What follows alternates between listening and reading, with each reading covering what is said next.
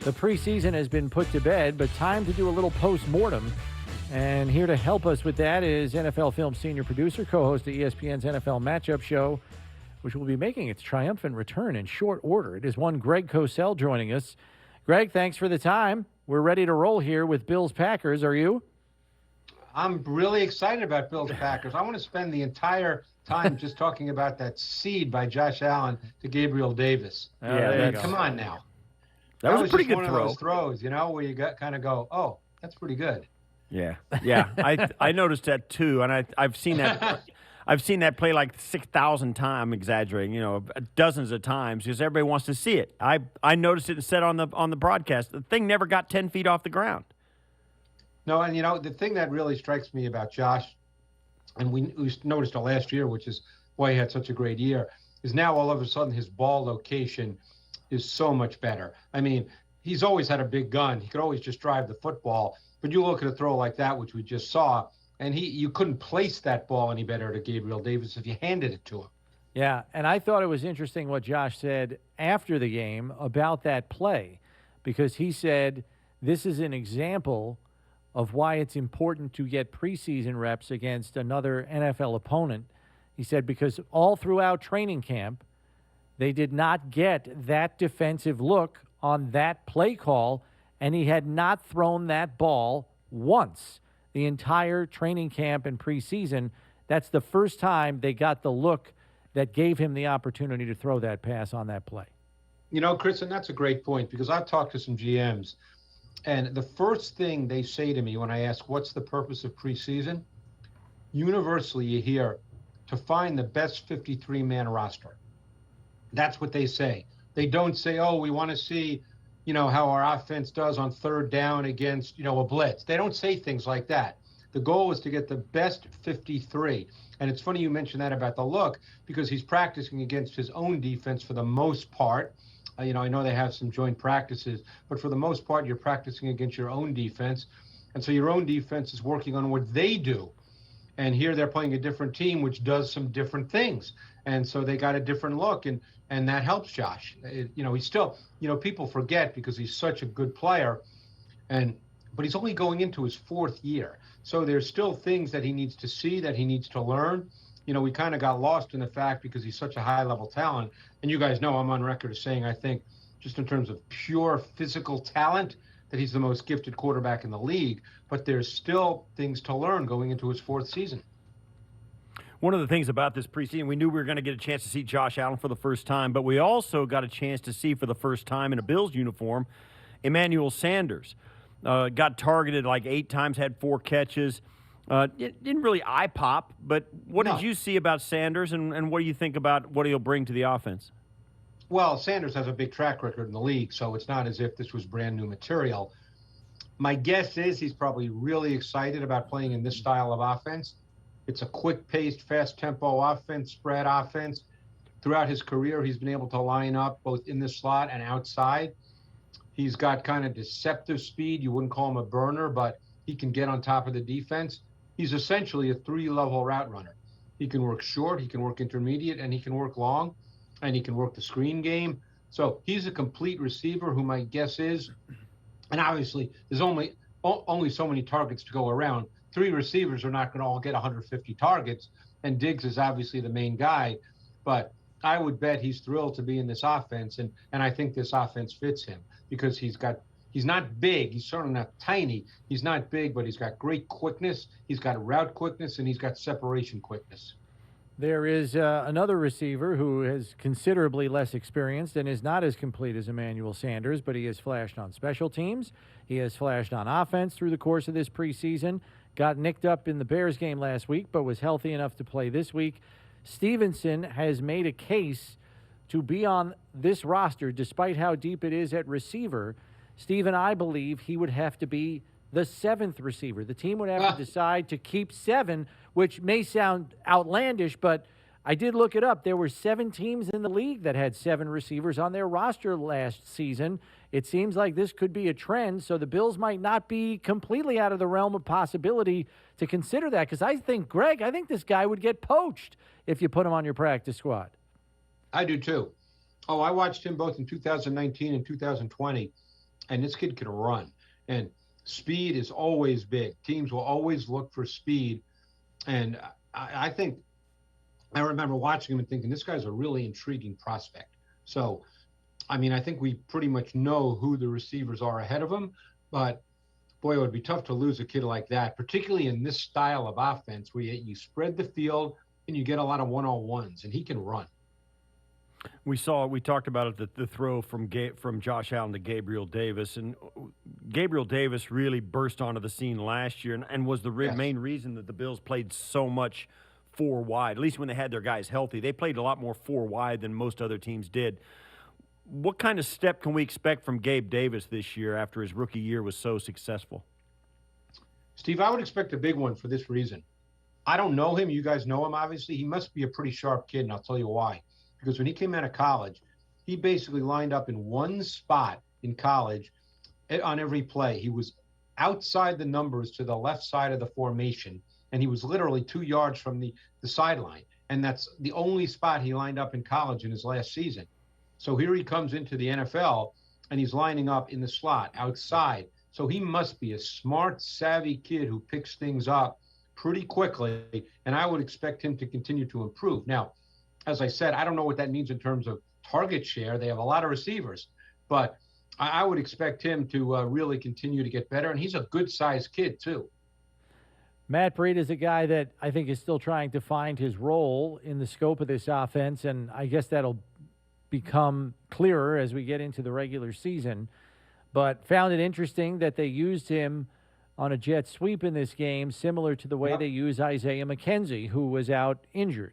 So as we kind of try to figure out and read the tea leaves on running back usage, it looks like they're looking for other ways to deploy Breida, or at least see in the preseason if there are other things he can do. Is that the sense you got from his usage on Saturday?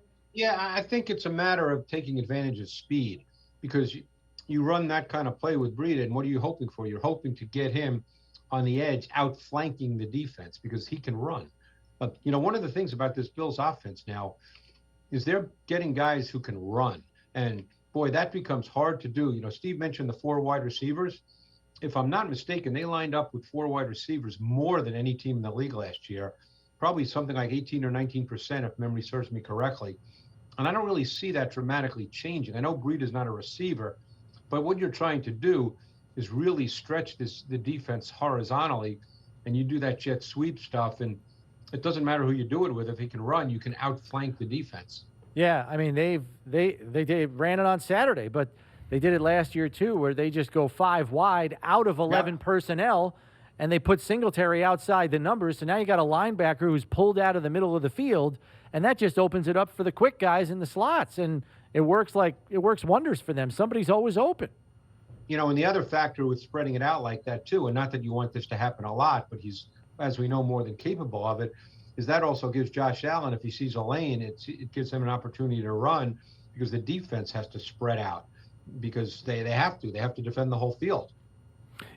Is there something missing from Breida's game? I mean, because we saw him in San Francisco, had some good years, and then they let him go. He went to Miami, and then for whatever reason, which is what I'm asking, I guess, he fell out of favor in Miami in favor of Gaskin. Now he's in Buffalo, and we saw him like last week in Chicago. He kind of tried to get to the corner, didn't get the ball inside the pylon where you think, well, gosh, that's where you'd like to see him score. Is there anything from your film study that you can discern that is missing from Breida's game that you can even put your finger on? Boy, that's a hard question. I mean, obviously, San Francisco, a lot of backs do really well. That run game is arguably the best in the NFL with Kyle Shanahan and Mike McDaniel, the OC. So a lot of guys put up yards in that run game. Right. My guess is with Breida, he's probably mostly a speed guy. And I don't think even when he was in San Francisco, anybody thought he was really a volume back. So therefore, he becomes a committee back, and then it becomes team specific, Steve. I think that it depends on the makeup of your backfield and who's there and how you decide to deploy them. There's no question he's got burst and accelerating speed, but he's not a 250 carry a year back.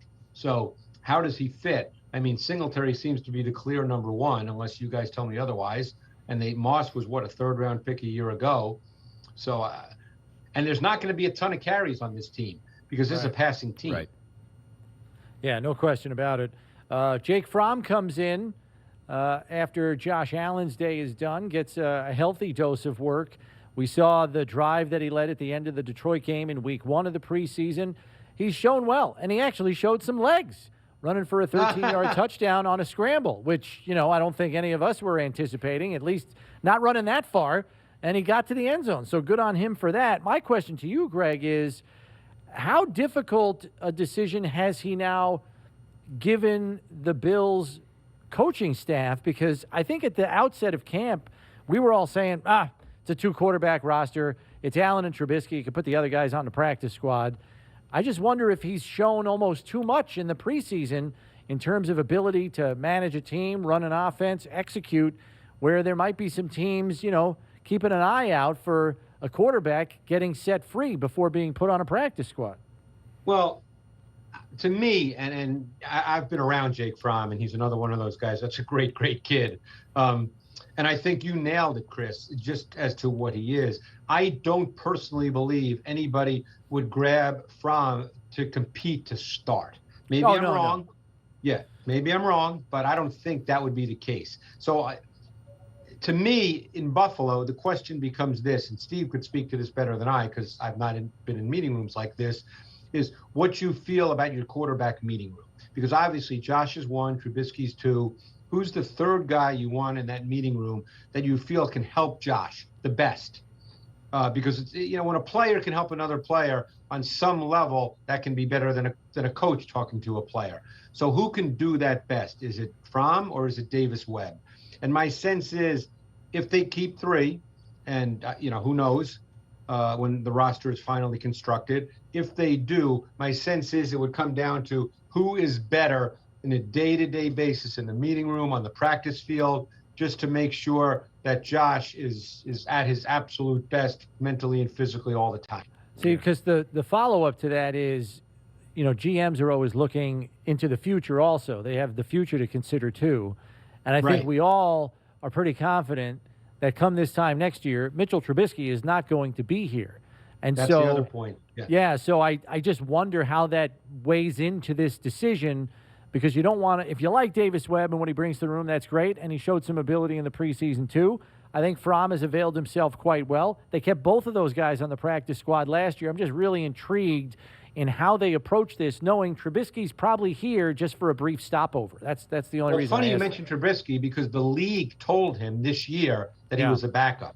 So in an ideal world, Trubisky doesn't play any snaps this year except maybe to go into victory formation a couple of times. So that's the ideal world this year. So if that happens, he's not going to get anything else on tape other than that 20 for 28 performance in that second preseason game where obviously he looked very sharp in an offensive game plan geared specifically for him. So you wonder, Chris, Steve, if after this year, if he doesn't take any meaningful snaps, if the league will see him differently than they did a year ago. Yeah, that's a valid point. Yeah.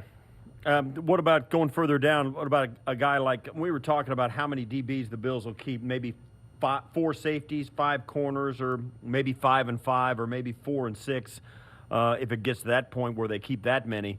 But a guy like Saran Neal, who is as athletic as anybody on the squad, and can play on special teams and can help them in a number of ways. How did he look against the Packers? He had a ton of tackles, I know that. Well, I'll tell you what, he's got physicality. There's no question about that. When he was either lined up in the slot or outside, he would go after people, and that's always impressive. And for a defensive guy like Sean McDermott and obviously Leslie Frazier, that's a big deal. And you hit it on the head with the special teams, Steve. What really struck me in this game was how much he played on the outside. Maybe you guys remember, but I don't remember him playing that much on the outside unless it was in a preseason a year ago. But he played a lot of snaps in this game against the Packers, both at the field corner when he was on the field with Tre'Davious White, and then at the boundary corner when the subs were in. So he got a lot of snaps in this game at outside corner. And I don't know, do they see him that way? Well, he's listed on the roster as a corner. He spent the majority of the preseason inside. We've seen him pretty much coming on after Taron Johnson was out there. So they're looking at him in that way. But I wouldn't be surprised if they're putting him everywhere in an effort to see, well, can he be like a Swiss Army knife for us in the defensive backfield? So I think they're exposing him to all of it to see just how much he can handle mentally. Yeah. I think that's the aim there. And then if they feel they have to scale it back and he's only got a singular role on defense, well, then so be it. Or if he's solely a backup to player X, well, then that's what he is. But I think they were trying to see how much can this guy really handle. Well, the other factor, too, is they played meaningful snaps of what I call big nickel with 3 safeties a year ago. Marlowe was the guy last year. Could you see Neal in that role if they decide to go big nickel? I think you could. Yeah, he's got similar size and probably more athleticism. Wouldn't you say, Steve? Yeah, he's a better athlete. He's a better athlete. It'll come down probably to the mental part of it, and if he can execute the defense the way they want him to, more so than limit his physical capabilities. I mean, that's a given because he's got the athleticism plenty to go around. It's just going to be more about his execution, which is probably what they're trying to find out yesterday or Saturday, that is, when they put him in the game at all those different places. So put enough mentally on his plate to see if he can sort through it and come out on top. So what about on the defensive line? We Brownie and I have been having this conversation, and they traded Darryl Johnson today to Carolina. Justin Zimmer is a guy who seems to be a guy who helped them a lot a year ago. Came through, made his signature play. Is a high effort guy. In a year where they struggled inside, he gave him some quality snaps, but now may get squeezed out unless he shows up big. How did he play against the Packers? I like Zimmer. I think when you mentioned getting squeezed out, I think much of that depends on how they see Carlos Basham going forward. Because I think Zimmer is a little more than just a try-hard guy. He makes plays. He's not obviously a high-level athlete, but he makes plays on the move. To me, he's not just one of those guys you say, wow, he plays hard. I think he's a little more than that. And plus, his track record in Buffalo is pretty good. I thought he played well a year ago. So we'll see. But I think I mentioned Basham because I'm curious to see as they really settle this roster and decide how they want to play once the regular season hits, if Basham is mostly going to be a D-end or if Basham is going to play a lot more snaps inside. Yeah, right. I think, and just speaking of Basham, I think he's a guy that has kind of come on with each passing week in the preseason. I think he kind of needed a little kick in the pants at the start, but I think he's really come on, especially since the veterans got in his ear before the Chicago game and told him, hey, you better show us what you got here. And it seemed to light a fire under him a little bit, and I think he's played with a lot more urgency these last 2 games. Yeah, and it's funny because when I watched him coming out of Wake, in my notes, my transition notes, I thought that he could actually work better inside as an NFL player than as a true DN because he's not a sudden, twitchy, flexible guy. To me, his game is built more on power, technique, and hand usage, and I think he can probably be 280 without any real issue. So I just wonder, again, I don't know how Sean and Leslie see him, but I think that if they did see him more inside, Chris, that could impact someone like Justin Zimmer. Yeah. The last one I've got for you, Andre Smith, linebacker, has showed up big time. He showed up first right out of the gate in Detroit. He and Joe Giles Harris were all over the field in that game, and he played extremely well. And, you know, you're probably going to keep – if there's one group that you can probably afford to keep fewer people than most teams do, it's the Bills at linebacker because they only play 2 at a time 90% of the time. That's what they did, you're right, a year ago. So, you know, if you're going to make that team, it's because you can either play special teams and you can play maybe either one of or both of those spots, most notably probably the Tremaine Edmonds spot. What about Andre Smith and the way he's playing linebacker? Yeah, and I think you hit it on the head because I think to really be a factor in the Bills' defense, not just special teams, you have to be able to play in the nickel. And I know even when Andre Smith came out of North Carolina, he got hurt his last year there. He was much more of kind of an in-the-box grinder. So the question is, if you have to play in place of either Edmonds or Milano, because last year when Milano got hurt, obviously A.J. Klein played, and he's still there. And A.J. Klein, to me, is just one of those really good veterans. I mean, he's obviously not a Hall of Famer, but he's going to have a great 10, 12-year career in this league.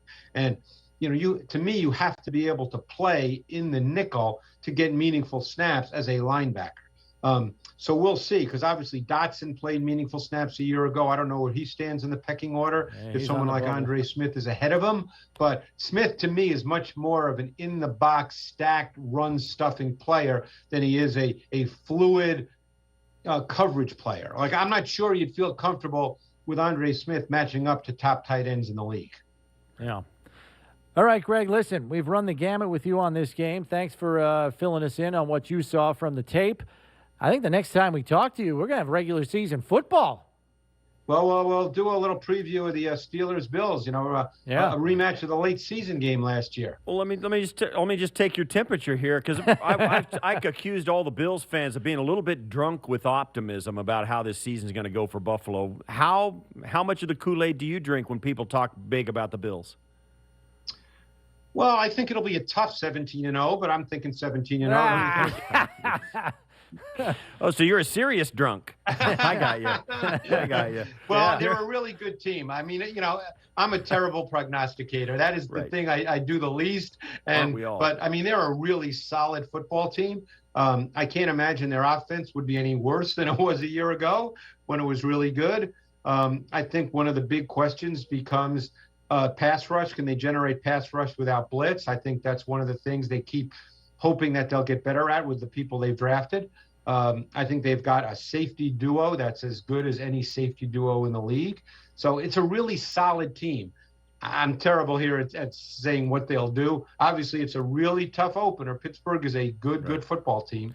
I was going to say this as well. I mean, I'm kind of with you that it's impossible to say how they're going to do, but there's no question that there's reason for optimism, and this is a good team. I want to ask you this. I don't know if you can even tell because it's kind of analytical what you do with the film, but how are they coached? I mean, I've said a lot that I think this coaching staff, from McDermott all the way through Daboll and Frazier and all the way down, seems to maximize their talent as well as any coaching staff around. Can you get any sense of that with your film study? Well, here's what I'll say. I'll give you two things that to me stand out on film that have to do with coaching.